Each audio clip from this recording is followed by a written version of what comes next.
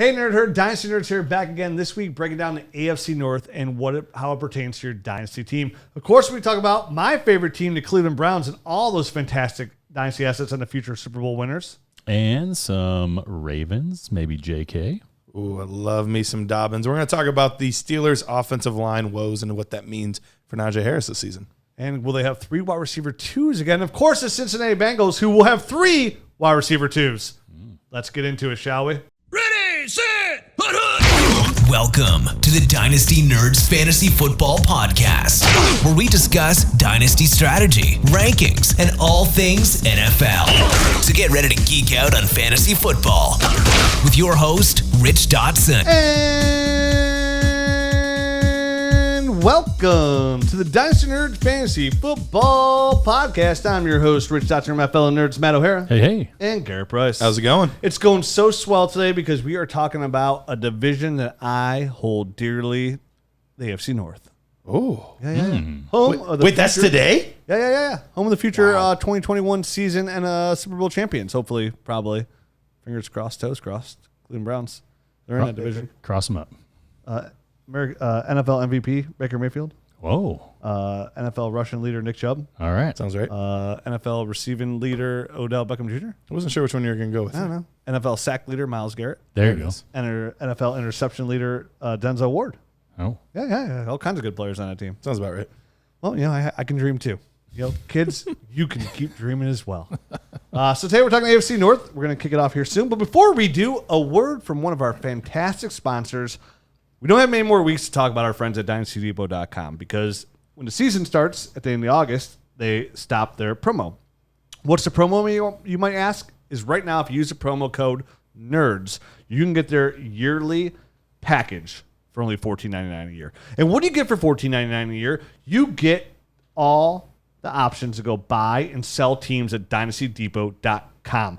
And what it is like you're buying and selling FFPC teams like you're on eBay. And what's an FFPC team? FFPC is another platform that hosts Dynasty Leagues that's never had a Dynasty League fold in the history of its platform. Wild. It's a fantastic league where you can have high-stakes Dynasty Leagues up to over $1,000 teams, right? And you could buy these teams that are $1,000 for maybe $100. Or maybe you could buy a $1,000 team for $2,000. And you're like, well, why did I do that? Well, that team might be absolutely loaded and ready to win a championship today. And maybe it won last year. Then where's the payout going to be? You're making money hand over fist. Mucho dinero. And then if you listen to the Dynasty Nerds podcast and you dominate your rookie draft and trades, then you're just going to keep winning and winning and winning. So all you got to do is go to DynastyDepot.com, check it out, see what teams are for sale. And even if there's not teams for sale there, maybe you're a really good drafter and you could draft a really good startup team. You draft the team, you go to DynastyDepot.com, and you flip it right away. They got tons of prizes out there. One of my favorite ones is it doesn't matter what entry level you play into for money wise, you get points to register for the FFPC main event, which has a payout of $500,000. That's so wild. That's a lot of bucks. Get on out today, DynastyDepot.com, promo code NERDS, and get in there today and sign up. So many possibilities, right? So many endless possibilities. Now, let's jump into the AFC North here. Kick it off with the Cincinnati Bengals because we always go in alphabetical order. And at quarterback, they have Joe Burrow, Brandon Allen. At running back, they have Joe Mixon, Samaje Perine, Travion Williams, and Chris Evans, who they took out of Michigan in the 6th round. Wide receiver Jamar Chase was not taking the 6th round. He was actually taking the 5th overall. T. Higgins, Tyler Boyd, Auden Tate, Trent Taylor, and Morgan Stanley Jr. At tight end, they have Drew Sample and C.J. Uzoma. So let's start off with Joe Burrow because Joe Burrow, as we all know, suffered that gruesome injury in Week 10 last year, tearing his ACL and MCL. But he was QB 15 overall weeks 1 through 10. And he had very limited weapons and a very poor offensive line. The start of the season will be only 9 months from the injury, so he's likely not going to be 100% by then. Right now, there's rumors of him struggling in camp. He's saying it's more mental than physical, but it's hard to think that he's going to be 100% come kickoff of Week 1, don't you think? Well, most guys take a full calendar year to really get anywhere close to 100%. And this was week, 10 that he got injured during last gruesome. Year. Yep. Yeah, and it was not like this minor injury. I mean, we were talking about severe damage to multiple ligaments. I think it was both ACL and MCL. So it would not be a shock, for one, if he maybe didn't even start the first few games. I think he's on pace and on track to. Everything's pointing to that he will. But it's definitely something to think about and consider, that if you have a veteran guy that you feel solid about on your fantasy football team, maybe putting him out there the first couple weeks until we get a good barometer of exactly where Joe Burrow is. Yeah, he's not going to play in the preseason. So if you're in a super flex league, it would be nice to have a backup plan to Joe Burrow for week 1. Yeah, I mean, this is one of those things where I feel like, before they shortened the preseason and before players didn't really play much in the preseason starters, I feel like this would have been a nice opportunity for him to maybe get a few snaps behind that number 1 offensive line, but not like week 1 of the preseason, maybe like a couple weeks into the preseason or in the third week of the preseason, just so he has a little bit of confidence going into the season. But the way they run things nowadays, I think you're probably right. He probably won't end up playing much or at all in the preseason, but it's very hard for me to like that situation. You know what I mean? Like, I feel like it sounds like he needs to get his confidence back, and how you do that is going out and playing. And to be able to do it when it's not live bullets, so to speak, in the preseason, I think would be a nice way to kind of get his confidence and just kind of get him rolling. But if he's not there physically and mentally, there's no sense of putting him out there. He is the franchise, and he's going to be there for a long time. And it makes me say, like, let's pull the reins back on Jamar Chase a little bit here in 2021 as well, because not only you have Burrow, who hasn't played since week 10 last year, you have Jamar Chase, who hasn't played at all in 2020, sitting out of his last year in college out of LSU. So even though you hear about this rapport they have there at LSU, it's going to be almost 2 years since they really played together. And with Burrow's non-confidence, we're hearing Jamar Chase has a little bit of a struggle getting separation here in camp, which, to be fair, he didn't separate a lot at college either. He dominated the point of the ball. Yeah. The catch point was where he really dominated. And so it's not a huge shock to me that he's not separating super well, but we saw all these crazy 40 numbers for all the LSU guys, and all of them ran in the 4.3s. Of course they did. And we were kind of wondering, like, is that really? And so that tells me that more than likely that he's probably not a true 4.3s guy. He's probably a mid to low 4.4s, which is still plenty fast. 4.6 is fast enough at receiver. Yeah, as long as you're a good route runner and you can make things happen there. So I'm not surprised he's starting out slow. The time missed, coming into an offense where it's not the best offensive line. You have a quarterback that's coming off injury. Like, there's just so many different components to this that even though, we had Devonta ahead of him, I still think he's going to be a good player in this league.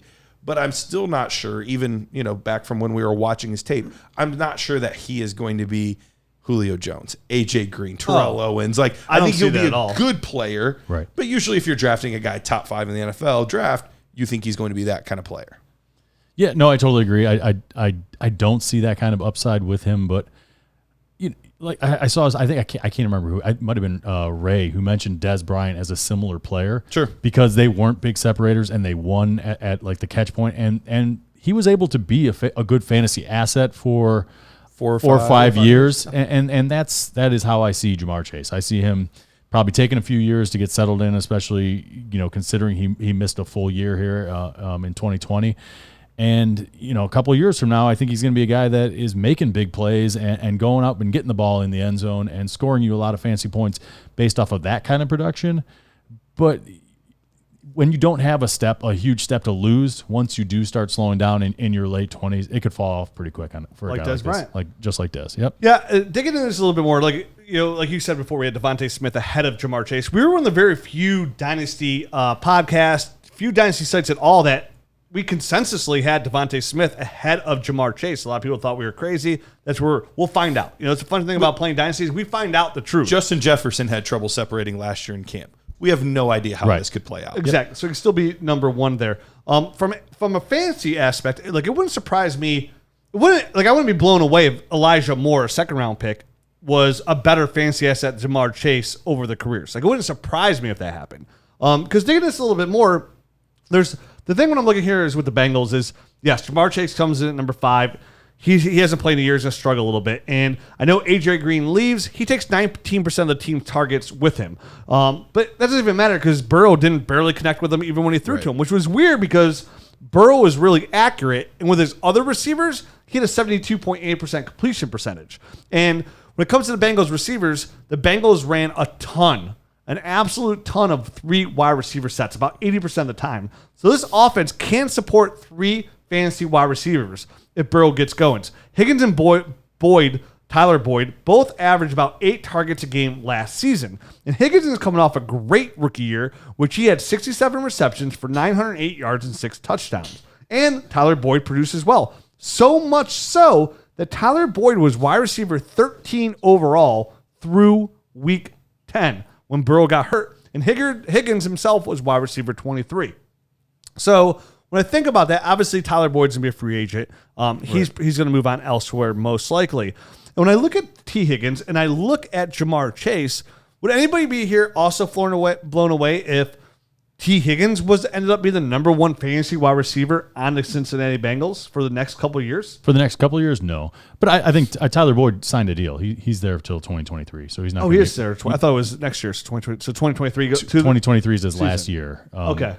With their team. But it's still a team that can support 3 wide receivers for how many wide receiver 3 sets that? Well, to be fair, he might not be the coach after the season. Yeah, so we'll see. Everything could change after this year. If the offense stays, I do think they're going to be able to support the 3 guys because the tight ends there are almost a non-factor. I mean, sure. CJ Uzomah is probably the best receiving threat there. Drew Sample is a second-round pick that I think is pretty much burned. It's wasted. I don't think he's a guy that can really produce from a fantasy standpoint. So it is the 3 wide receivers. It's the running back. Those are the 4 guys that are going to be getting the ball the most. And I think, Joe Burrow showed in college that he can support that kind of 3 wide receivers easily. He likes to spread the ball around.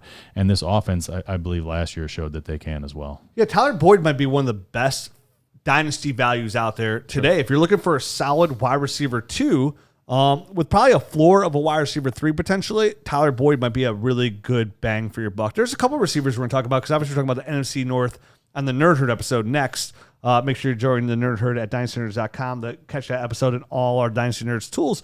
But this is a player, sometimes you're just looking for value, right? We always talk about everybody in Dynasty is always looking for the big trades, but a lot of times it's the small trades that push you over the edge for a championship in your league. And Tyler Boyd, I think, fits that perfectly. He's 27 years old, so he's never been this guy that was this wide receiver 1, so he gets overlooked quite a bit, and they're bringing in this young hotness 2 years in a row in T. Higgins and Jamar Chase, and Tyler Boyd just has done nothing but produce at a pretty steady level throughout the last few years. So he's my bold prediction is he's gonna outproduce AJ Green again, 3rd year in a row. What a prediction. I don't know. So AJ Green's reportedly having a really good camp in Arizona.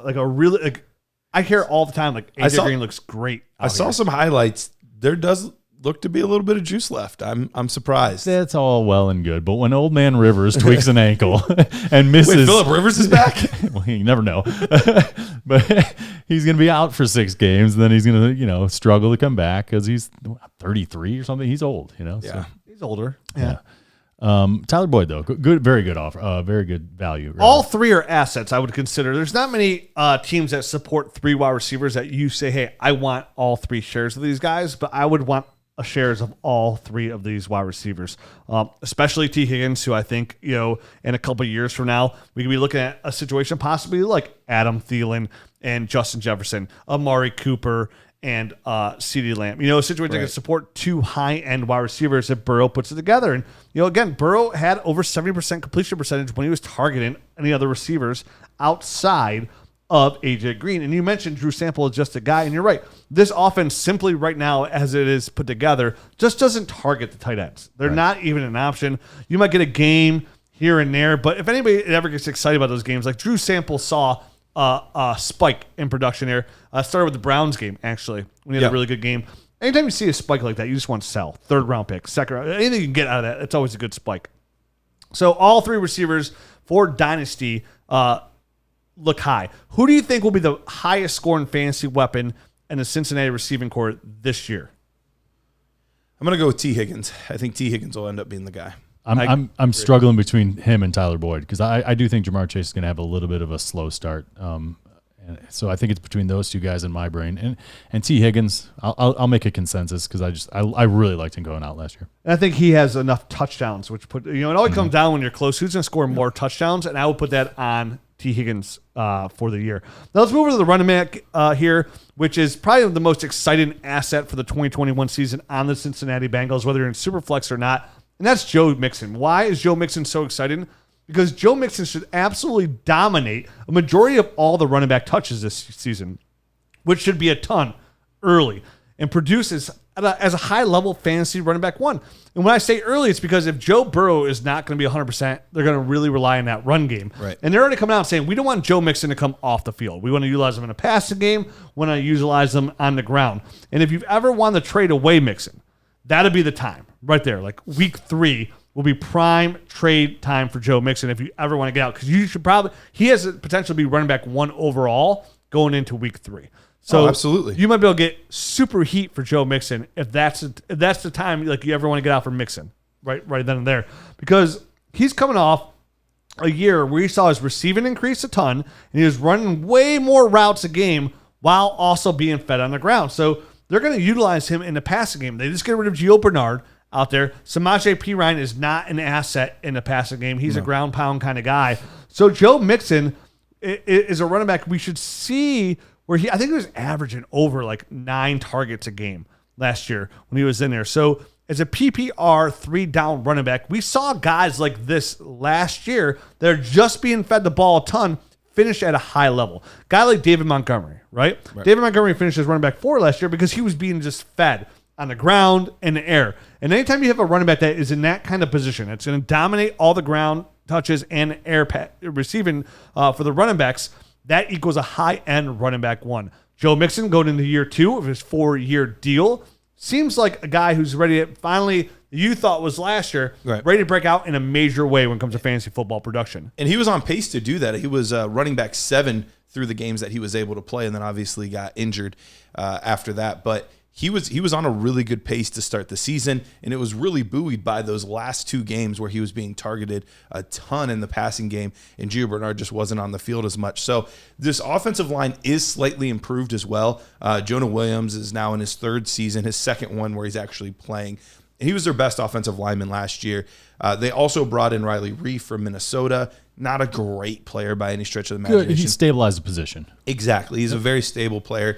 And I expected to still see the Cincinnati Bengals offensive line without, taking Sewell in the first round, be a bottom 3 offensive line according to PFF. They have them as high as 24. Now, I know that's still not high, but that's much higher than I was expecting when past couple of years we've seen them at 30, 31, 32. Which I still think it was a big mistake of them taking Chase over Sewell, personally. I do too, but we'll find out. But we will find out. As a Joe Mixon truther, I was definitely rooting for the offensive lineman there. Yeah, absolutely. Of course. Yeah. And yeah, like you said, Mixon had really high marks there at the beginning of last year. So hopefully that'll continue. Hopefully he's fully healthy. There's no reason to think that he wouldn't be. And with him working behind even slightly improved offensive line, he should be able to sustain some of those nice numbers that they showed late. The last 3 games he scored 42, 15, and almost 15 in PPR. So those are 3 back-to-back really good games to kind of hang your hat on from last year. A difference maker. Yeah. A difference maker in a position that you want to have difference makers at.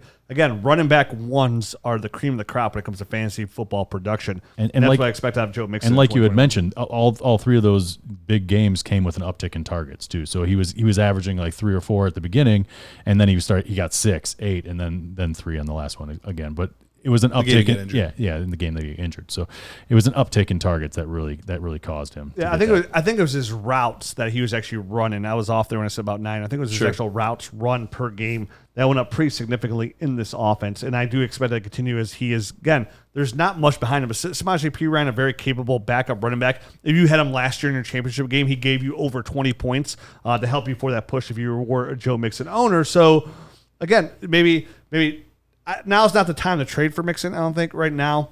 But again, I don't think there will ever be a time this season to trade for Mixon. But if you ever want to trade him away, this would be the time to trade him away. And Travion Williams, I mean, he's probably the guy that's going to be that. Him, Evans, Puka. It's really tough to say at this point. Yeah, right. Evans has some skills in the pass game as well. So those guys will probably be fighting for scraps behind him as the 3rd and 4th running backs. So nobody of note.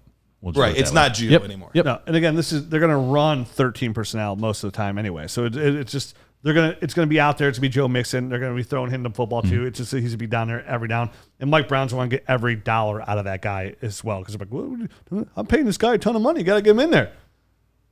Cincinnati Bengals. That's a very good Mike Brown. A lot. Thank you so much. There's a lot of good dynasty assets in here. All three receivers, running back, and quarterback via Superflex. So very true. Yep. From that aspect, it's a good team. Now let's move on to the best team in the NFL. Whoa. We missed Trent Taylor. He's on this team. The guy that I couldn't remember his name. He's on the Bengals. I saw him on the way down the depth chart. I didn't say his name. Auden Tate, Trent Taylor, and Morgan Stanley Jr. Oh, you did say his There you name? go. Oh, my bad. We didn't touch on him though. Right. We needed to break him down. Matt, how do you feel about Trent Taylor this I year? can't remember his name, but I liked him a couple years ago. We don't need to be so touchy-feely on him. No. Because it's not really overly promising. No, that was just inside jokes. Now we'll move on to the best This football was just team for in the NFL. funds, Rich. The Cleveland Browns. My favorite Super football team. Bowl. Yes, I've never felt so optimistic about the Cleveland Browns literally my entire life, my existence. Agree. So for me, this is a very exciting year. Somebody who's been a season ticker for over a decade and somebody who lives and dies Cleveland Browns. My wife, she finds it very exciting sometimes. But let's break them down, shall we? At quarterback, the Baker Mayfield, backed up by Case Keenum. Running back, Nick Chubb, Kareem Hunt, Demetric Felton. Wide receiver, Odell Beckham Jr., Jarvis Landry, Donovan Peoples-Jones, Rashard Higgins, Kadero Hodge. At tight end, Austin Hooper, David Njoku, Harrison Bryant, and Steven Carlson. We'll start at the top with probably one of the greatest quarterbacks of all time, Baker Mayfield. Quarterback number 17 on the year last year and average on points per game, quarterback 17. But from week 12 on, Baker was QB8, and that includes week 16 versus Jets, where he scored a whopping 6 points due to COVID, hitting every single wide receiver and some of the offensive linemen. That's brutal. That was a tough game. Yeah. Yep. I mean, so from that point on, he was better from that week on. Week 12 on, he was better than Justin Herbert, Pat Mahomes, Matt Ryan, Kyler Murray, Russell Wilson, Matt Stafford, and even Jalen Hurts.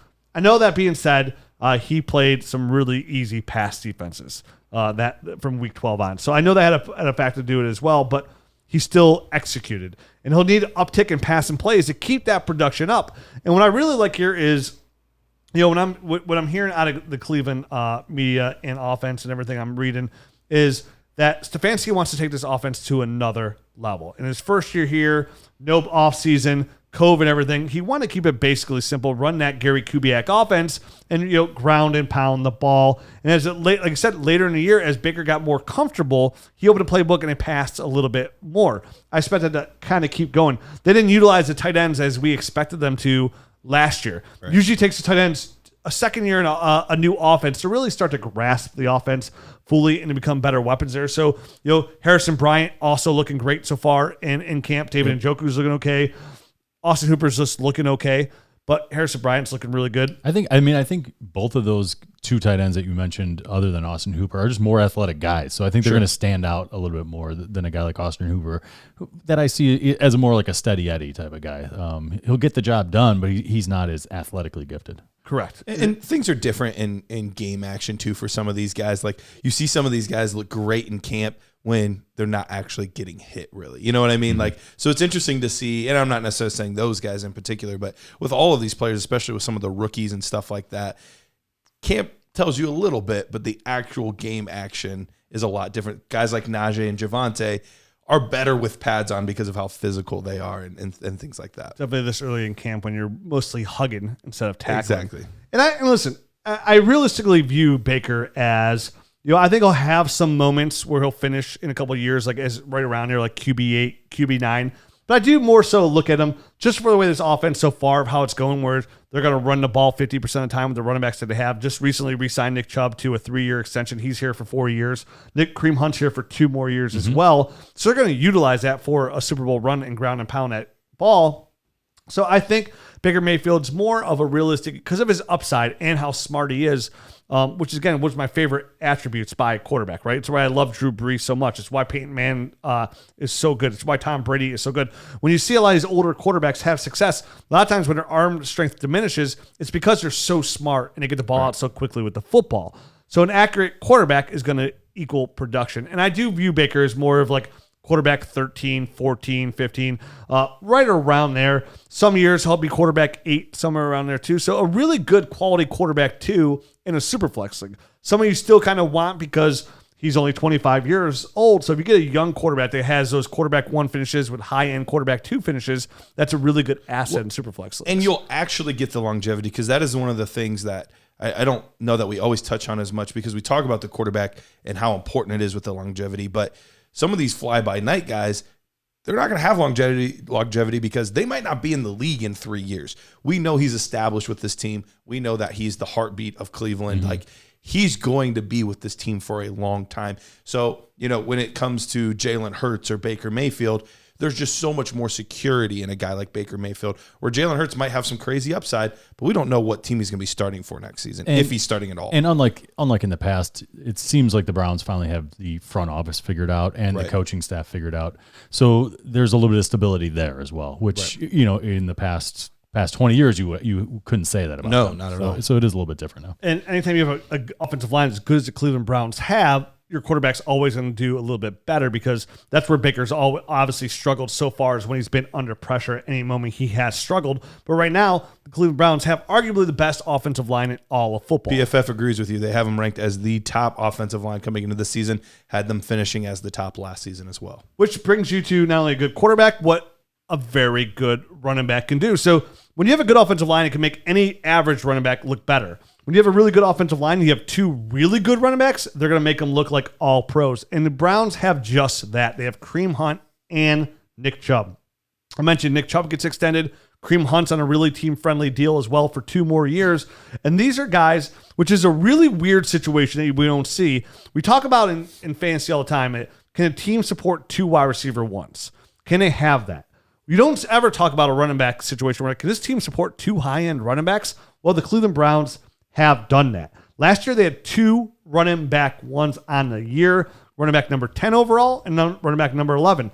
And Chubb missed 4 games last year, and he still finished as running back number 11 on the year. Chubb averaged 17.3 fantasy points per game, which was 8th best amongst running backs, with more than 2 games missed. So for him, that's a real nice look for a guy like Nick Chubb. We all know he's a high-end fantasy football running back in the Derrick Henry kind of category, because when it comes to PPR, he's not as involved. And had you extrapolated his stats out for a full 16 games for Nick Chubb, he would have been RB4 on the season last year. So had he not missed those 4 games and just played at the same consistency that he was the rest of the year, we're looking at running back 4 on the season.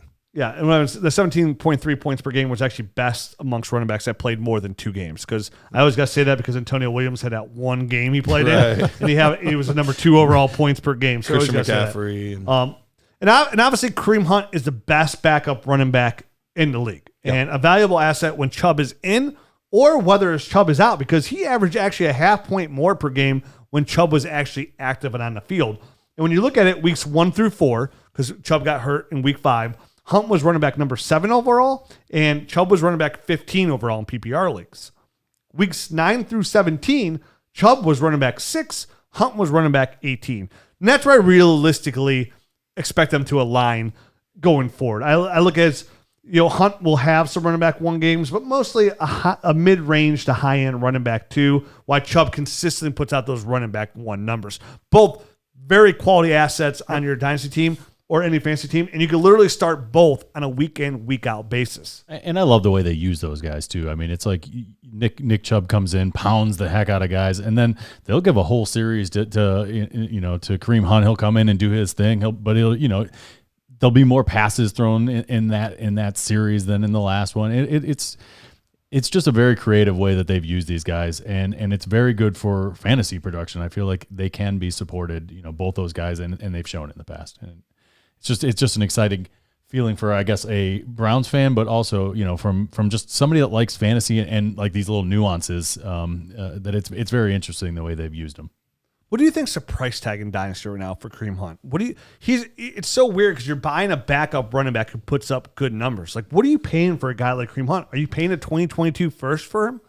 If it's late, if it's, pick 11, pick 12, probably that's because teams are starved for running backs. Even though we have a slight influx compared to some years, it's still tough to get more than 2 solid backs on your team at any given time. So I think you're going to have to give up a low end first.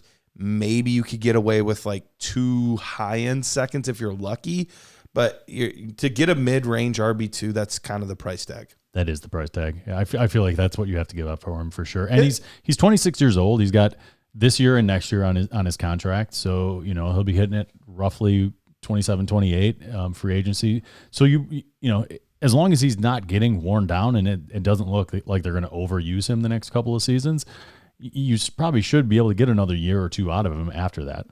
On a different team as running back 1. Yep. I mean, coming off his back-to-back Super Bowl champion, I mean, that's gonna be a really good resume for Kareem Hunt. So I'm very excited for him and his future. Obviously, a local kid from where we live here as well too. And then going to the receivers, Odell Beckham, Jarvis Landry. Obviously, Jarvis Landry last year, the way they run the offense got a downtick in his production. Finished as a very low end wide receiver 3. I think it was around wide receiver 36, which is about as low as you could possibly go as wide receiver 3. And we'll see again. I'm very intrigued how they're going to utilize the passing game this year. If they're going to take that step forward, I do expect Odell Beckham to be the number 1 receiver on this team. And Odell Beckham hasn't done anything since 2016. He's been hurt year in, year out. He had a 1,000-yard season a couple of years ago for Cleveland when he first got here, but that was about it. Can we see a scenario where Odell Beckham finishes as a wide receiver 1 in 2021? Yeah, no, I think that's absolutely, within his realm of possibilities, because he certainly has the talent. It's whether or not he's going to be able to stay healthy. He hasn't been able to do that since God knows how long. Yeah, 2016. I couldn't remember the exact date. So I think he can do it. I don't think Jarvis is as big of a hindrance, I think, as he was in the past. I don't think he's going to command as many the volume of targets. I think Jarvis is still going to have impact on the game. I think he's still going to be a low end, wide receiver 3, but he's not going to be commanding 140 targets a year. You know what I mean? So Odell Beckham, I think, is still going to be able to get a nice chunk of change, and he can do a lot with that. It's going to be clearing up the little things that I saw when he was in there, at the beginning of last year, and it was there were timing issues. It seemed like Baker at times was forcing the ball. At least that's how I saw it. So as long as they've cleared that stuff up through a nice full camp this season and getting this offense rolling, I think he can be a huge weapon. I'm not sure that he can be a wide receiver 1. It's in the realm of possibility, sure, but I think the biggest hindrance to it is just raw target numbers. So we just talked about the Cincinnati Bengals. The Cincinnati Bengals literally passed the ball, with Joe Burrow being hurt even, 100 more times last year than the Browns did. This is probably going to be a slightly better defense than it was in years past. So I expect them to be, not playing from behind very often. You have that great offensive line. You have 2 good running backs. I don't know that there's going to be a huge uptick in passing, maybe just because it's a more efficient offense. Maybe we see an extra 50 pass attempts. But Jarvis Landry, who led the team in targets last year, only had 101 by himself. Yep. So that's the hard part. You almost have to cross that 120, 125 threshold to even have a shot at it. And I just don't know that even if he gets there, I don't see him going above that. I think it'll be pretty close. I think he does have a shot at wide receiver 1 if he can get back to form, which again, it's a long shot when you haven't done this long. So it's not guaranteed.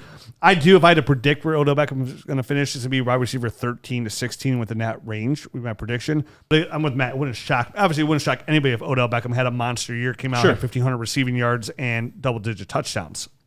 I think the guy to buy here, the name to mention here, is Donovan Peoples-Jones, former 6th-round pick, rookie last year out of Michigan, who was a former 5-star recruit coming out of high school and just didn't produce at Michigan. Kind of like same thing we were kind of talking about Nico Collins out there in Houston. Yep. And right now, if you ask any beat reporter, anybody that stops in Cleveland that covers the Cleveland Browns, who's the MVP of camp? So far, it's Donovan Peoples-Jones. He's had a really good connection with Baker Mayfield, and he's dominating the defensive backs. And you got to remember, the defensive backs he's playing with, when you think of Browns defense, we're talking about guys like Denzel Ward, top 5 pick. Greg Newsome, 1st-round pick. Greedy Williams, 2nd-round pick. So the Browns have really upped their secondary. Bring in John Jones from the Rams. They have Ronnie Harrison. And, of course, Grant Delpit's coming off the Achilles injury. So the secondary is pretty good. Ronnie Harrison? Safety? Oh, okay. I was thinking Rodney Harrison from the Patriots. I was like, wrong guy. wait, what? He's retired. And Donovan Peoples-Jones has been MVP of the camp. So the Browns really feel like they have something here in Donovan Peoples-Jones. So if you want to trade for a receiver where if maybe it doesn't work out with Odell Beckham, or maybe they want to get out without these salaries, and I don't even predict this to be the 2022 season. I think it's to be more so like the 2023 season. Donovan Peoples-Jones has the opportunity to be the number one receiver on this team. I think that's definitely the plan. I think he is the future at the position here, and I love that the fact that he's lighting up camp, and he flashed last year. The big catch in the Cincinnati Bengals, game, big time. But if you look at the contracts of Odell Beckham and Jarvis Landry, two guys that are 29 years old, both of them. Odell's last year is 2023, and Jarvis's last year on his deal is 2022. Both of their deals. Odell Beckham has no guaranteed money next year. They can literally save $15 million by cutting him and have no dead money. And Jarvis I think he counts like $15 million against the cap, but he only has like $1 million worth of dead money. So you can save a ton of money next year as well. If you got rid of one of them or either one of them, you're looking at $15 million to $30 million, and for a team that needs to sign some guys still, Baker Mayfield being one of them. Namely Baker Mayfield, and Denzel Ward also has an extension coming.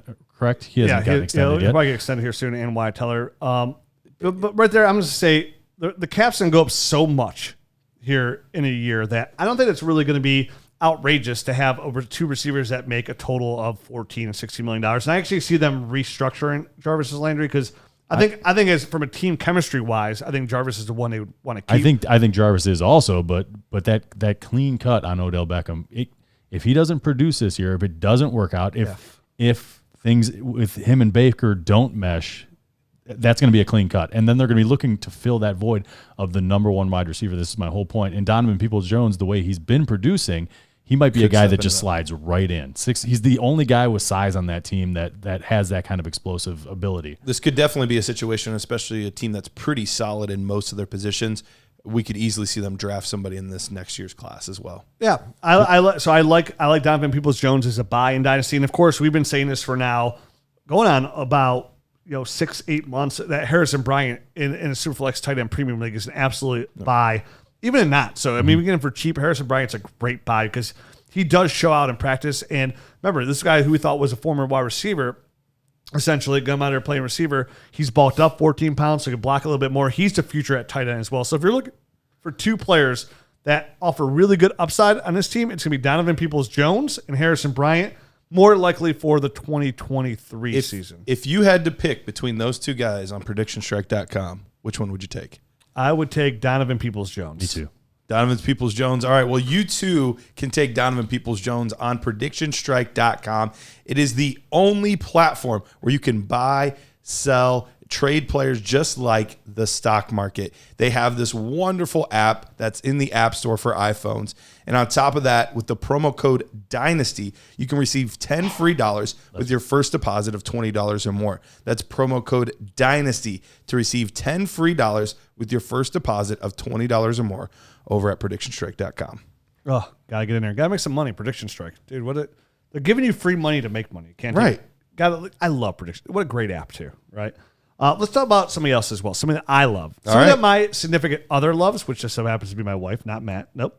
Let me just get your attention, I'm listeners. the other. From all across the galaxy, all the way from Australia to Cleveland, do we have a pube problem?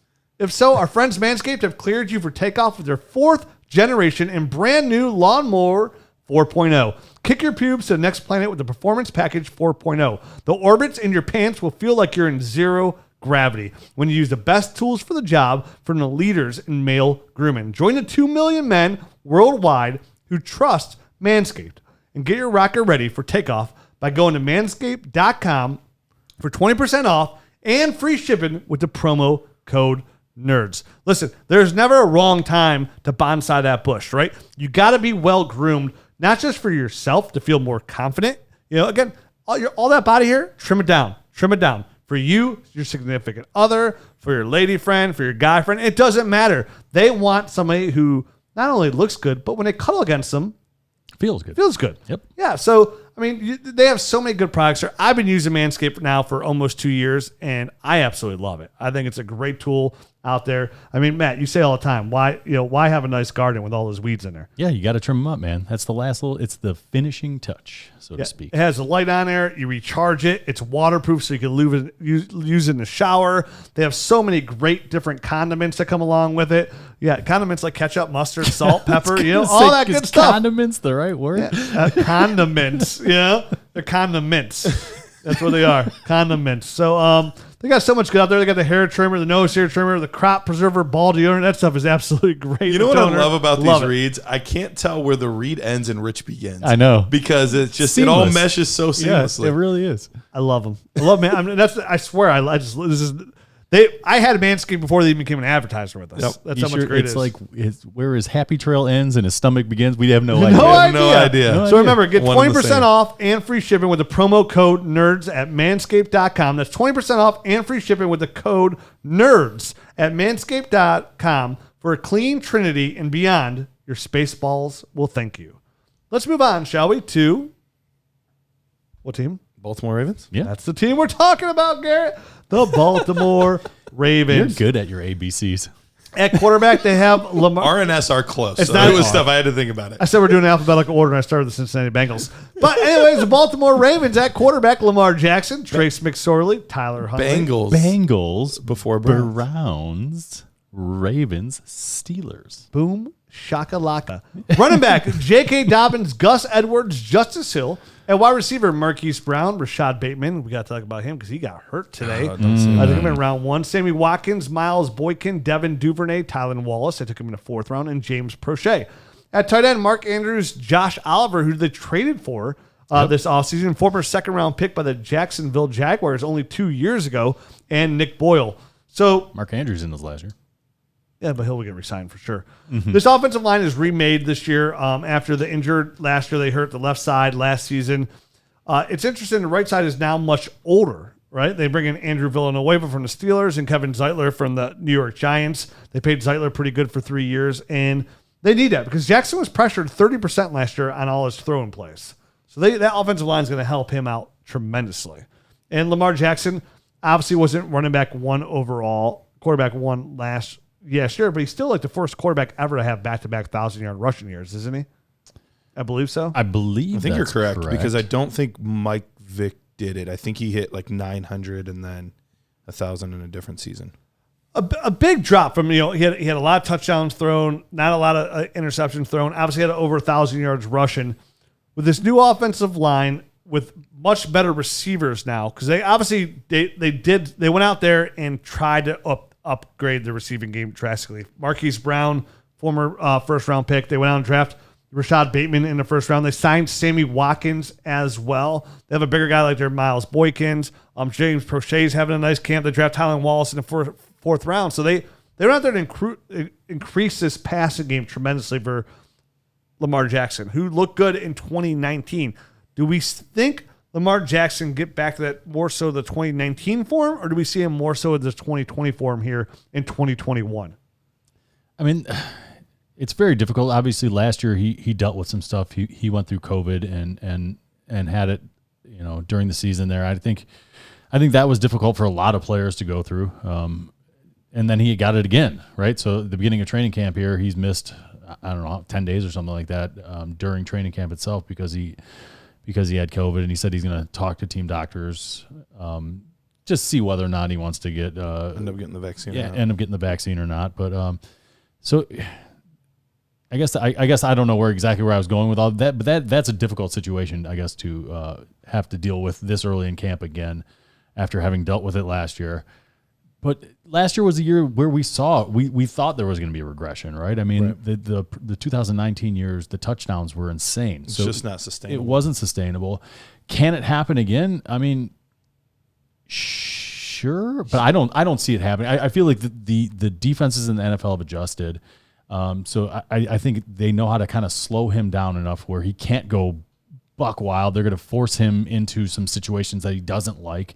And namely, they're going to try to make him beat him with his arm a lot more. I mean, it's easier said than done because he's a very special athlete, but and he's going to break out sometimes. But I feel like the amount of times is it's just going to be narrowed. It's going to be lessened by all the defenses kind of knowing how to pin them down a little bit. The weirdest part, not weirdest, but the most difficult part in all of this is I think the team knows that they can win games with Lamar Jackson, the athlete. Mm-hmm. But what I don't think they are as confident in, and I think that was proven by how much they invested in the line and specifically the receivers this year, is they can win regular season games, but can they win playoff games with Lamar, the athlete? I think they're believing that he needs to improve as a passer. They need more passing yards. They need more big plays down the field. They need outside the numbers stuff. They need all of that. Right.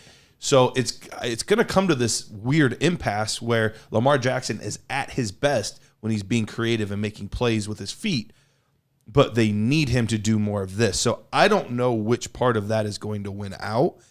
Is he still a locked and loaded top 10 asset for fantasy football at the quarterback position? Absolutely. Yep.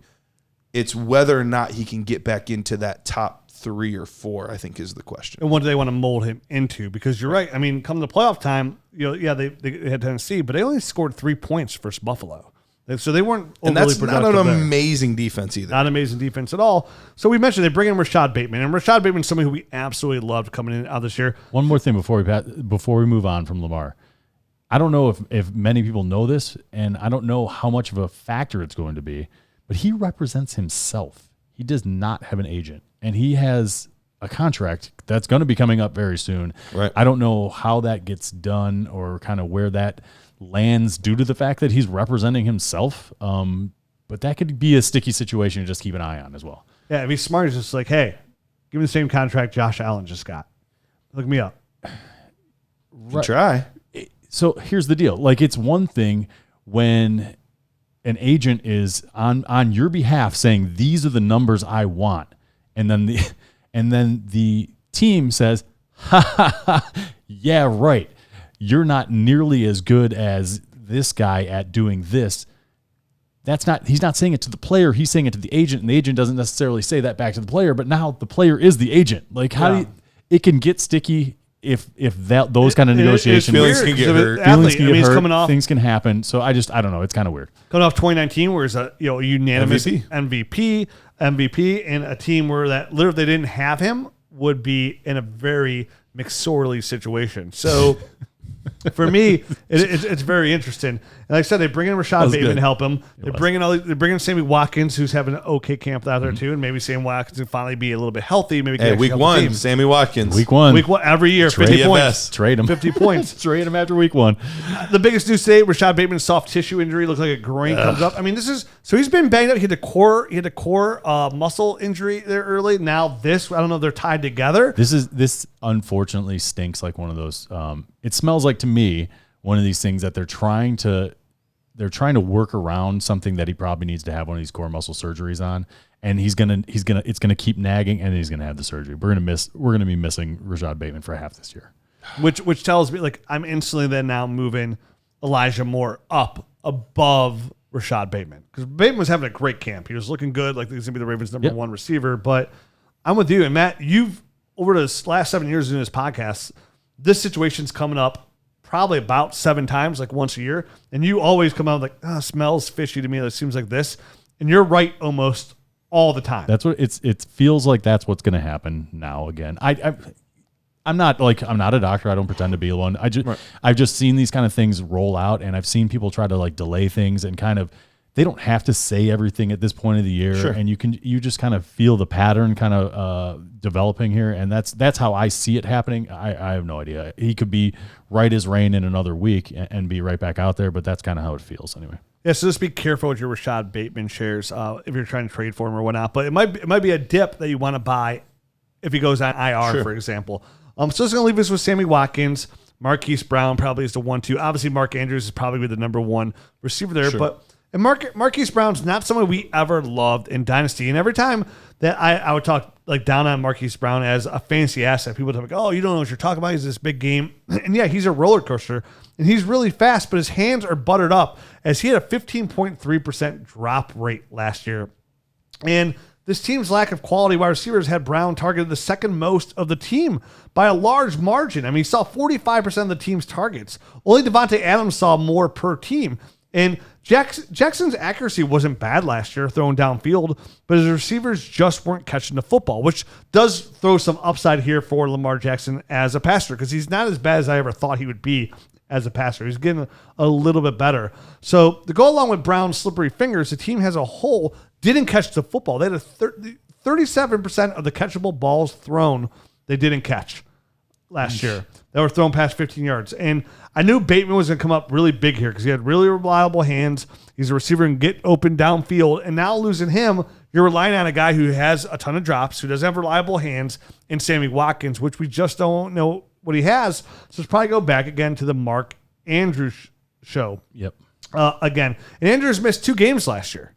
And even that being said, some people might think Mark Andrews has a dip, but all it really was is he saw his touchdown production drop a little, and overall he was still tight end 3 on a points per game basis. Yeah, I mean, as going back to Marquis Brown, I feel like it was an indictment enough that they went out and made such a concerted effort to go get there was 3 guys that they brought in the offseason, right. and it's because those guys weren't producing. They're trying to eliminate I think excuses for Lamar. You know what I mean? Like they're trying to get him they're trying to bolster the offensive line. They're trying to get him the wide receivers like you had mentioned, Garrett.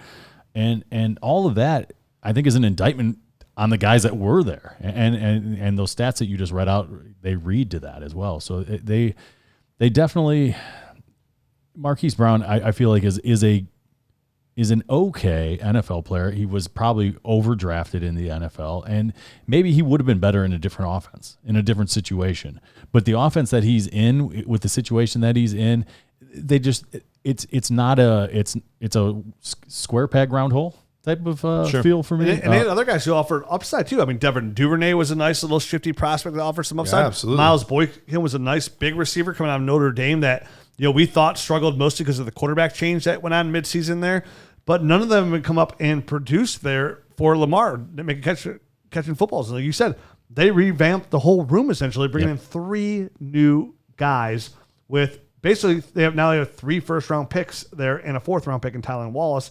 And out of camp, you're hearing James Prochet is having a really nice camp, who somebody I know, Garrett, you liked a couple of years ago. I liked him as well, yeah. Yeah, explosive player, explosive athlete, does some good things in the return game, stuff like that too. So that's going to be the hard part is there's a lot of exciting names in this room, but one week to week, who will be the one that makes the big play? And they can't keep all these guys either. Exactly. So it's just we thought that Rashad Bateman was going to be the stabilizing force and he was going to be the guy.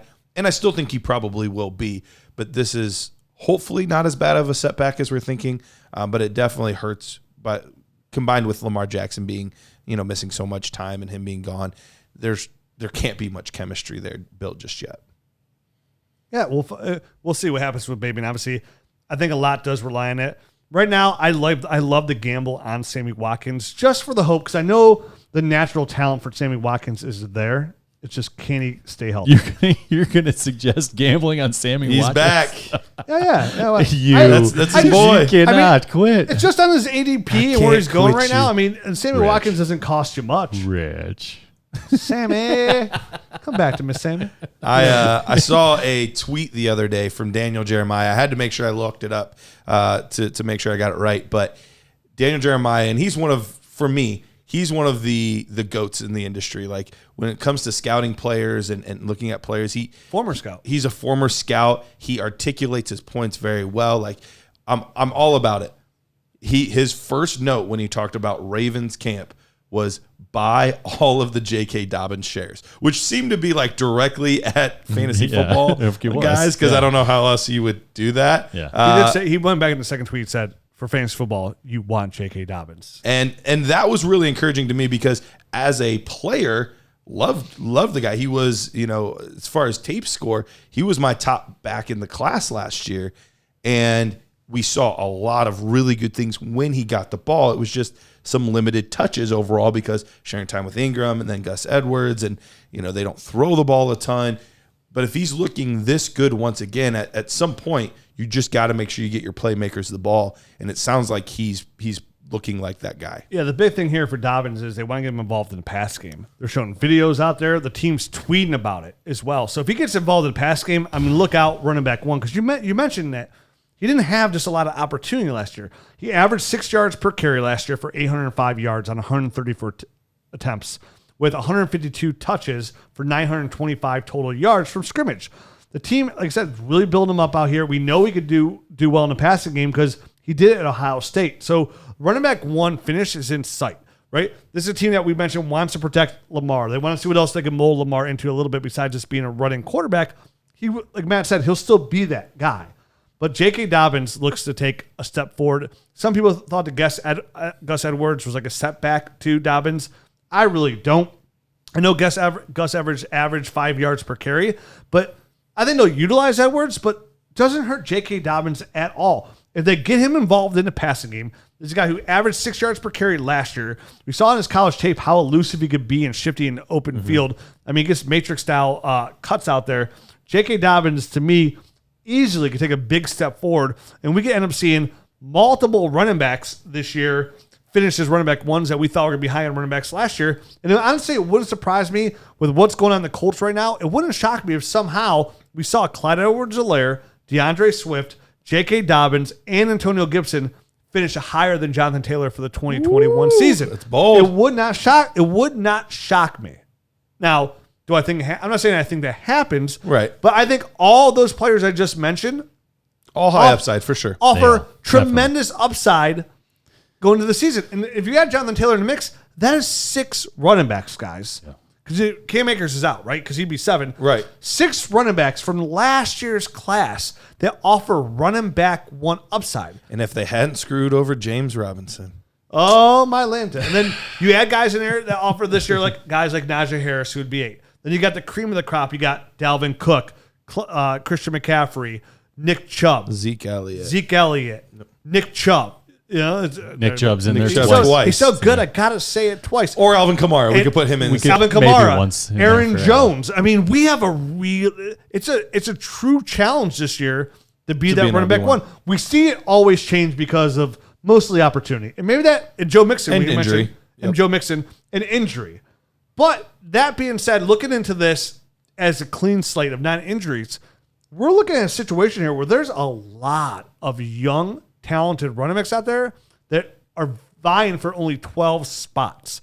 Christian McCaffrey to me is I think Christian McCaffrey and Dalvin Cook are the only, and Alvin Kamara are the only locks. and then this other one. and Nick Chubb. And that's the thing. Are we getting to a point at the running back position, and this will be very short-lived because the running backs turn over so quickly, but are we at a spot right now where we've got 5 guys that are elite, and then we've got 12 to 15 guys that are going to finish in a very similar range? I think you're probably right, and that was kind of right where my mindset was, and we even saw that last year. The top 3 guys of Derrick Henry, Alvin Kamara, and I can't think of who the third one.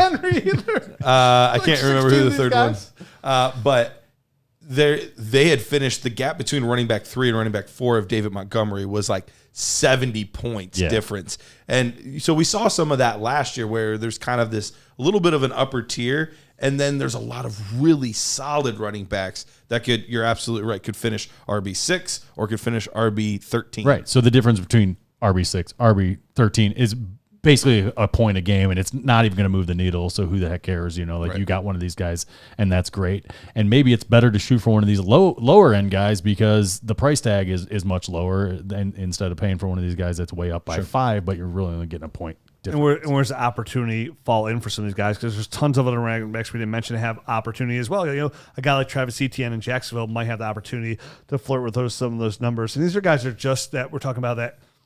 And Montgomery did it last year, and we're still expecting him to be, running back 20. So exactly, and it's not even a name. It's not even knocking David Montgomery. It's just there's so many talented running backs, but survival of the fittest. Yep. Right. Back to J.K. Dobbins. It's a war of nutrition. It's a war of nutrition. It's a war of nutrition. Get your bananas. What do you think? Do you think J.K. Dobbins right now? If I said yes or no, you had to say he was finished as a running back 1 or running back 2. What are you saying? Because out of all these names mentioned, do you think J.K. Dobbins falls in this category? Because I think the injury to Rashad Bateman is going to help force this cause. It's already the number one rushing team, and I know you mentioned before because Lamar Jackson makes them the number one rushing team.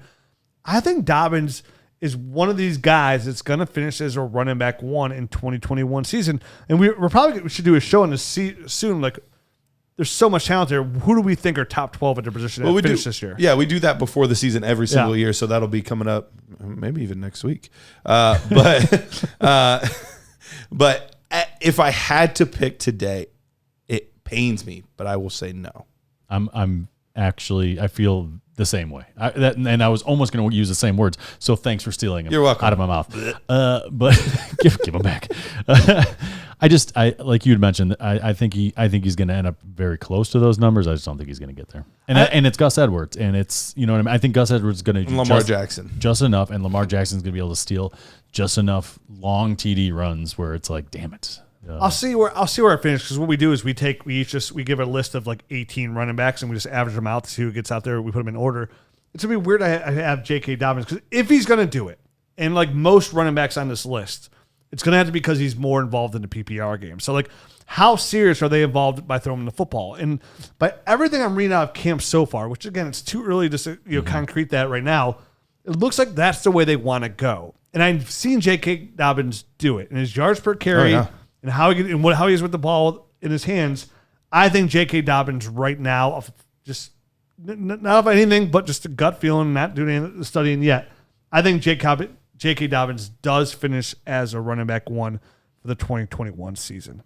So we're going to find out. Yeah, we will. I can't wait. So that's it. That's the AFC North. No, it's not. Yeah, we haven't covered the Steelers. Oh my God! I thought because we were doing, I forgot about it. Well, that's not it, folks. We can cross them out. It's fine. It's the Pittsburgh Steelers. Let's go over this roster. Quarterback Ben Roethlisberger, Mason Rudolph, Dwayne Haskins. Running back Najee Harris, the 24th pick in the draft, and Anthony McFarland, Benny Snell, Jalen Samuels. At wide receiver, Juju Smith-Schuster, Chase Claypool, Deontay Johnson, James Washington for now, tight end, Eric Ebron, Pat Freiermuth, and Zach Gentry. I like your James Washington for now. For now. He's not getting traded, man. He's not getting traded. I mean, which sucks for him, because right now they have Juju Smith-Schuster, who finishes wide receiver 16 last year. They have Deontay Johnson, who finishes wide receiver 22 last year. They have Chase Claypool, who finishes wide receiver 23 last year. They have 3 wide receivers on that team that finished as wide receiver 2s last year. Yep. Now that is crazy. Well, and that goes right back to, you remember how before I said, the Browns threw it like 460 times, but the Bengals threw it 100 more times at, 560. Well, the Pittsburgh Steelers here, they threw the ball 652 times last year. More than the Browns. So that's like, exactly. That's like 200 more passing attempts than the Browns. Yeah. And Ben Roethlisberger's elbow is about to fall off. So there we go. He's gone. That's why they went out and drafted a running back in the first round to take a little bit more of that pressure off of Ben Roethlisberger. Right now, sticking to wide receivers, I mean, listen, for fantasy football purposes, we don't need to sit here and dwell on Ben Roethlisberger. His arm looked a little shot. He has lost some weight. So if we get a little bit of that strength back this year, it's going to help. I think more so it's going to help anybody. It's going to help Chase Claypool, because Chase Claypool could really stretch the field out there. I think this flips. I think Juju becomes the third best fantasy asset on this team at wide receiver. I think Johnson's in position to be the wide receiver 1 for the team, because he was the most targeted wide receiver on the field when he was on the field with Ben Roethlisberger. So he offers the most upside to be wide receiver 1 for the Pittsburgh Steelers, which would then give you more opportunity to be a high-end wide receiver 2 to a low-end wide receiver 1. I think they finish all as wide receiver 2s. Oh, well, not all of them. I think Claypool and Deontay do. But Chase can be a really fancy asset if Big Ben can get his arm back a little bit, because he could be a deep threat down the field. He's somebody that can really stretch the field. So give Ben Roethlisberger some spinach, see if he can get his arm a little bit stronger and get the ball downfield. Claypool led all rookie wide receivers in touchdowns last year with 11. He had 9 receiving and 2 rushing. So this is a guy who has great speed. Shown this preseason in the Hall of Fame game and I was so scared he was hurt. Oh, well, I would have felt really bad. Ball like that. So for these receivers, I like Claypool. I like Deontay Johnson here. Yeah, those are the 2 guys that I like as well.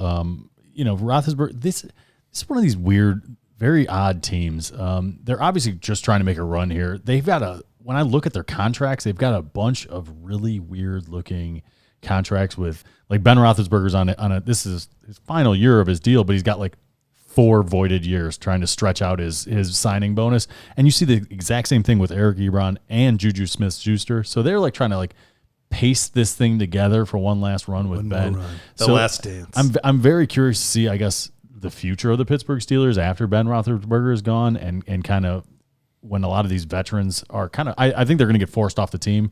I mean, obviously the salary cap is a myth, and if they want to keep some of them, they can, but they have some very odd contracts.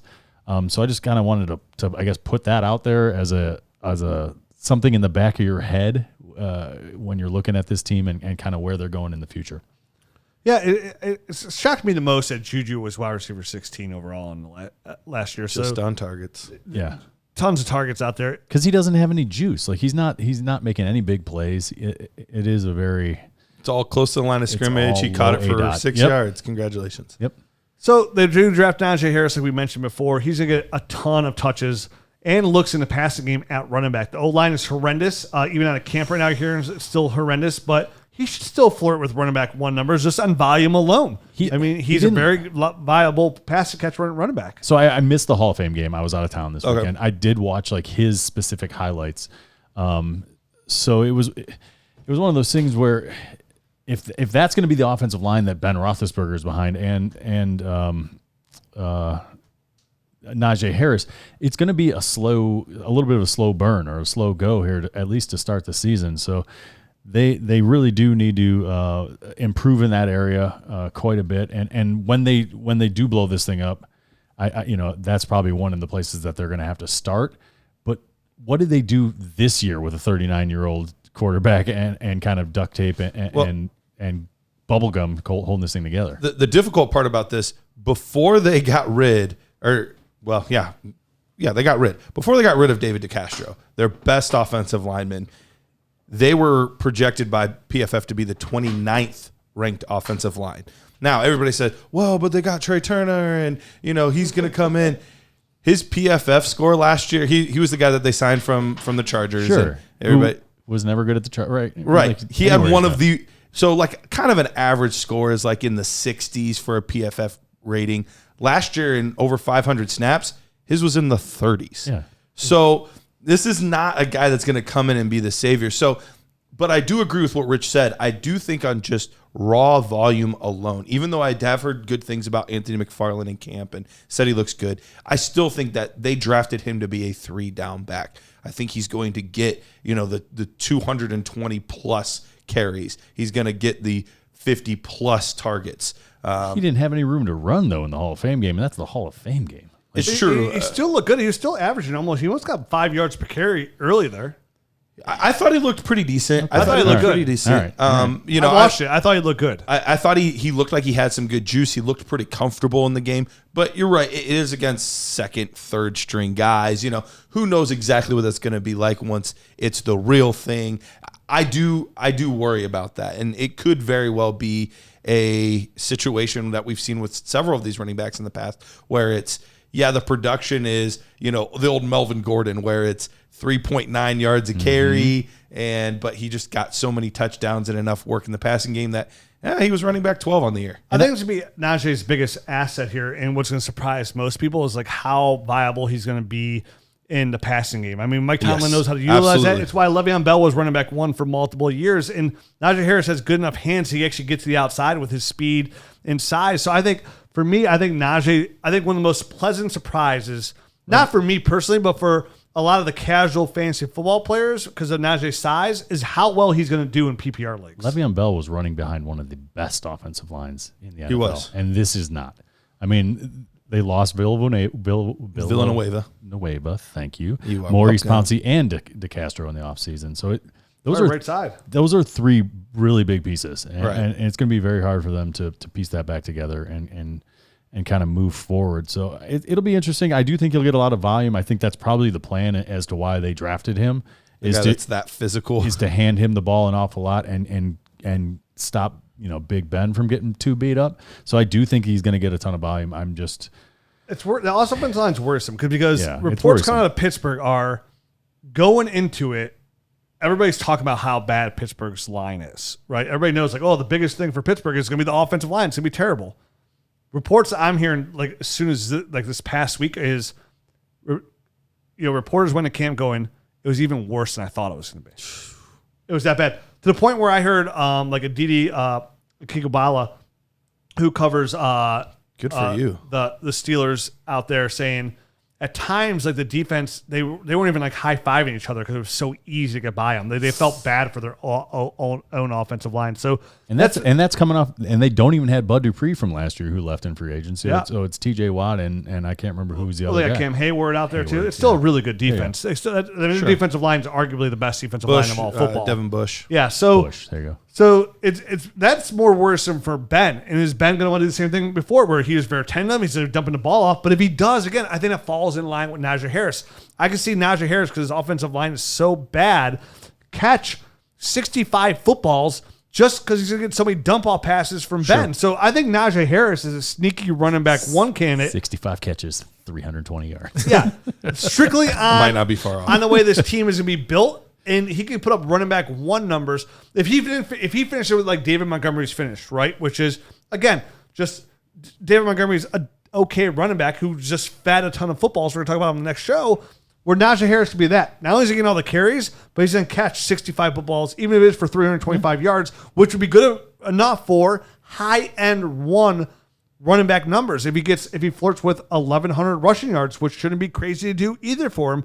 In a 17-game season, and all of the touches that we expect him to get, it's definitely in the realm of Getting about that extra game. Yeah, so I know, right? A 1,500, 1,600 all-purpose yard with those amount of receptions could end up being a very high-end fantasy asset for the 2021 season. But at the same time, that might come to hurt the receivers because of this offensive line. And of course, they have Pat Freiermuth, who looks really good out there. Eric Ebron, we all know about Eric Ebron at this point. I like Freiermuth a ton. We all liked him coming out here. Yep. He's looking really Absolutely. good in camp. But like you said, we don't know what the Steelers are going to look like in 2022, let alone 2023. Absolutely. It's going to be But a lot of good assets here. Deontay Johnson, Chase Claypool, you want to own. I'm not a huge Juju fan, never have been, but you still want to own him. Pat Freiermuth, the great, and of course, Najee Harris. All right. That's it. Now we're done, right? Now we're For done. real this All time. right. So we'll be back next week. What's next week's show going to be about? There's only one way to find out, and that's tune in to the Dynasty Nerds podcast. Make sure you get on dynastynerds.com for all our great content and join the Nerd Herd today. And if you're in and around Canton, Ohio this weekend, stop by the Fantasy Football Expo this Sunday from 10 to 4. Not only will the Dynasty Nerds team be there, and you can come say hi to us and give us a high five in person. We're going to have tons of stuff to get away, like Dynasty Nerds gear, stickers, a Yeti cooler, the nicest Yeti cooler out there. But every other analyst will be out there as well, from Dynasty Trade Calculator to DLF to Dynasty Rewind, Michael Liu. There's going to be so many, the Ball Blast crews. There's so many, from Michael Clay to Scott Fish. There's going to be so many analysts out there to come talk to and just mingle. Please stop by and say hello. Until then, we'll be back next week. Adios.